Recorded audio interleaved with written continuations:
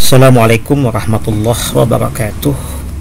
Bapak Ibu sekalian, di semester genap ini kita semua para guru itu dihadapkan dengan pembelajaran dengan waktu yang sangat terbatas, di mana minggu efektif pada pembelajaran semester ini sangat pendek. Kita lihat misalnya pada bulan Januari ini hanya 4 minggu, bulan Februari juga 4 minggu, bulan Maret 4 minggu, bulan April itu hanya 1 minggu. Sisanya dari tanggal 13 kita sudah masuk pada bulan Ramadan. Kemudian di akhir itu sesudah libur Ramadan dan Hari Raya ada 1 minggu, dan itu pun kalau digunakan untuk ujian maka tidak ada waktu tersisa untuk pembelajaran. Dan bulan Juni itu kita sudah memasuki penilaian akhir tahun. Nah, jadi kurang lebih 12, 13 atau maksimal 14 minggu saja pembelajaran efektif di semester ini. Nah, Bapak Ibu mungkin ada pertanyaan, bagaimana menyikapi itu semua? Nah, oleh karena itu Bapak Ibu sekalian, dalam kesempatan ini perlu kita dalami bersama tentang materi esensial dan pengelolaan pembelajaran di masa pandemi ini. Bapak Ibu sekalian, selain terbatasnya waktu, kita juga dibatasi oleh pembelajaran online yang tidak mungkin dalam 1 jam pelajaran itu memakan waktu yang biasanya 35 menit. Mungkin kita satu materi pembelajaran 1 jam pembelajaran hanya 15 atau 20 menit saja. Nah, oleh karena itu tentu kita harus menyikapi itu semua. Nah, apakah kita harus menyelesaikan kurikulum dengan waktu yang terbatas itu tadi, yang kurang lebih hanya 12 minggu saja atau 3 bulan efektifnya?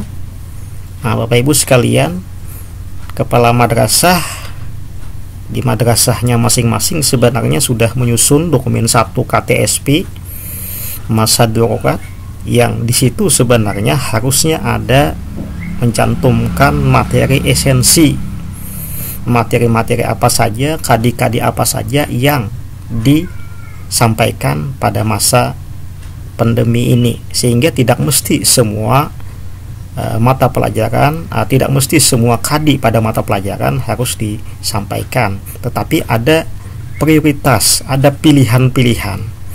Nah, jadi kalau itu tidak dicantumkan, maka tentu akan merepotkan bagi para guru di madrasah masing-masing. Nah, jadi bagaimana kalau dokumen 1 KTSP darurat ternyata tidak memuat materi esensi, tetapi berisi materi seperti pada kondisi normal. Nah, artinya kalau seperti itu, maka guru di madrasah itu tetap diwajibkan menyelesaikan kurikulum yang ada.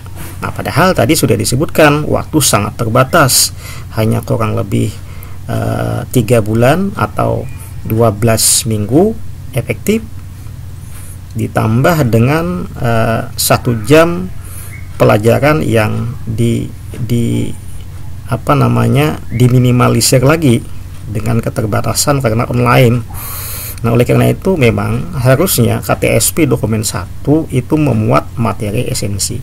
Nah, kalau tidak memuat itu, maka upaya selanjutnya adalah mungkin perlu madrasah masing-masing membuat semacam lampiran dari dokumen 1 itu tadi, yaitu dengan menyusun kembali materi esensi secara mandiri oleh madrasah masing-masing, tentu dengan menugaskan para guru. Nah, apa itu materi esensi atau materi esensial?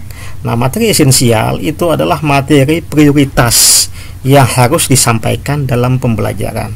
Taruhlah misalnya di dalam mata pelajaran matematika ada 8 kadi dalam 1 tahun, maka dipilih dari 8 kadi itu yang penting-penting, yang sangat prioritas disampaikan, misalnya hanya 5, maka 5 itu saja yang disampaikan. Jadi tidak masih ke 8-nya.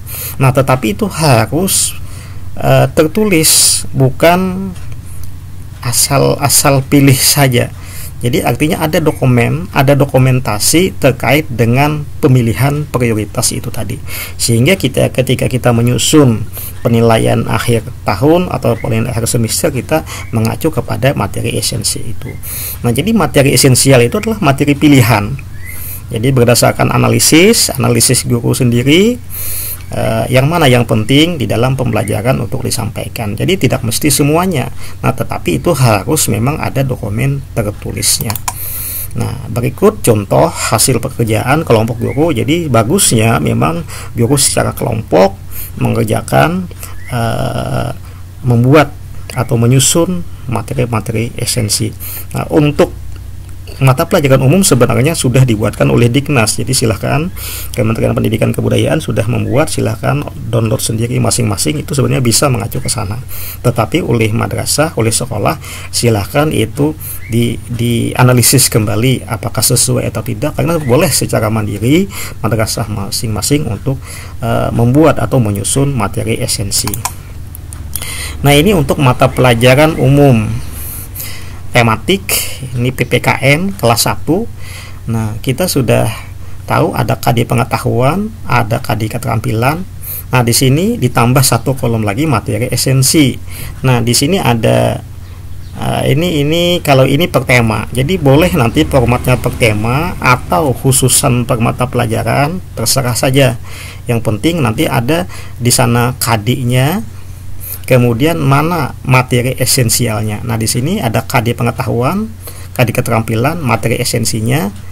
Nah, ini kalau dari di sini dari 4 KD 3.2, 4.2, 3.3, 4.3, ini ada 2 KD pengetahuan, ada 2 KD keterampilan di dalam tema 1, maka hanya diambil 2 KD, yaitu KD 3.2 dan 3.3. Berarti 4.2 dan 4.3 ini tidak disampaikan. Nah, begitu selanjutnya. Ini begitu juga bahasa Indonesia.